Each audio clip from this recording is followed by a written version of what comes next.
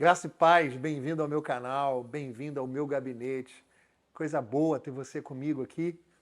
Neste Lendo os Clássicos, nós vamos ler mais um dos livros de que eu gosto muito. Eu quero ler Eclesiologia, do Greg Allison. Aqui na página 117, numa das suas características da igreja, ele diz que a igreja é logocêntrica. E ele diz assim: a igreja é logocêntrica ou, dito de outra forma, tem o foco sobre a palavra, sobre o logos de Deus, entendida como uma referência a Jesus Cristo, a palavra encarnada de Deus, e sobre as Escrituras, palavra inspirada. Trataremos, então, sobre esses dois aspectos: o fato de a igreja ter o foco na palavra encarnada, Jesus, e na palavra inspirada, as Escrituras. Nós somos cristãos reformados e procuramos viver com o foco no Logos. É interessante nós pensarmos um pouco sobre isto, porque na história do pensamento, desde as suas origens, quando pensadores começaram a escrever a respeito do Logos, a respeito do que é o pensamento, a razão,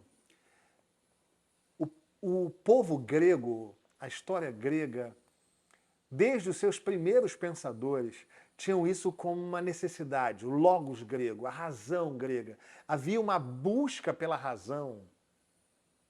Diga-se de passagem, até hoje a filosofia não chegou a números finais com relação a essa busca. O que é o logos? Tanto é verdade que muitos textos originais ou muitos textos antigos da filosofia não traduzem a palavra logos porque eles não sabem de fato o que é o logos, o que constitui o logos. Eles só, de alguma forma, pensam em ideia, em razão, e são muitas as possibilidades. E neste ambiente de muitas dúvidas, João, no capítulo 1, vai dizer que no princípio era o Logos. E o Logos estava com Deus. E o Logos era Deus. E ele vai dizer que nada foi feito sem o Logos. Enfim, e ele vai dizer que este Logos se fez carne e habitou entre nós. O Logos, essa necessidade que foi evidenciada pelos pensadores gregos, o Logos é o Senhor Jesus Cristo. Ele é o Logos. Ele é aquilo que se busca. Ele é aquilo de que tanto precisa a humanidade. É por essa razão que, se uma igreja é bíblica, ela vai enfatizar o Senhor Jesus Cristo. Ela vai falar dos seus atributos, ela vai falar da sua morte na cruz, ela vai falar da sua vida sem pecado, ela vai falar da sua ressurreição. Jesus é o discurso central de uma igreja saudável. Se você caminha numa comunidade de fé que enfatiza o senhorio de Jesus, que enfatiza a sua encarnação, que enfatiza a sua vida sem pecado, que enfatiza a sua ressurreição dos mortos, literalmente, não uma ressurreição das palavras, não uma ressurreição querigmática, uma ressurreição de fato e de verdade. Se a sua igreja enfatiza a volta do Senhor, esta é uma igreja logocêntrica. Mas não apenas o foco no Senhor da igreja, também o foco na palavra revelada. As pregações precisam ser sempre com fundamento na palavra. Nós não precisamos de experiências como foi a vida do pregador, nós não precisamos de outra coisa senão a palavra. a fidelidade à palavra. Diga-se de passagem, a Bíblia que você tem nas mãos, ela não contém a palavra de Deus, ela é a própria palavra revelada de Deus. Sendo assim, eu quero então dizer para você, com muita alegria, que nós vivemos na Catedral Presbiteriana do Rio de Janeiro. A primeira igreja evangélica do Brasil para brasileiros. Plantada em nossa pátria, organizada em 10 de janeiro de 1862. É uma igreja com mais de 160 anos.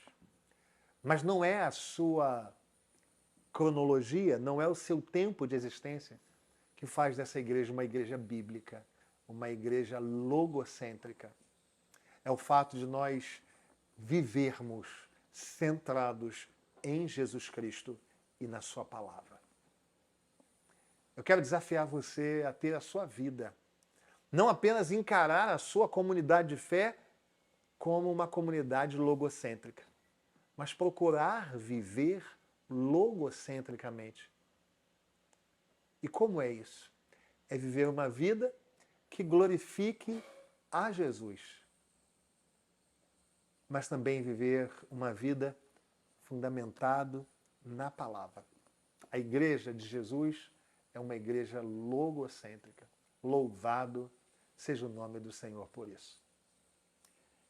E eu preciso convidar você, que é membro da Catedral, para estar aqui nos cultos, estar frequente na sua igreja. Mas se você também não é membro da Catedral, mas de igual modo pertence a uma igreja logocêntrica, que é centrada em Jesus e na Escritura, se envolva, participe dos cultos, participe das reuniões. Nós não cremos em crentes sem comunidade de fé. Nós cremos em crentes que se reúnem na sua comunidade de fé para adorar ao Senhor Jesus Cristo. Que Deus te abençoe e te dê amor ao Senhor, amor pela palavra e amor também à sua comunidade de fé. Que Deus te abençoe. Vamos orar? Nós vamos orar pela Catedral e vamos orar pela sua igreja também. Feche os seus olhos e vamos clamar ao Senhor. Senhor nosso Deus, nós colocamos nas tuas mãos a Catedral Presbiteriana do Rio de Janeiro. Obrigado, Senhor, por esta igreja que procura ser centrada na tua palavra e na pessoa de Jesus Cristo. Abençoa a sua liderança, Senhor. E não apenas a Catedral, mas a cada igreja, Senhor, presente no Brasil e no mundo, que vive uma vida piedosa, olhando para o Senhor Jesus Cristo, anunciando a Escritura Sagrada.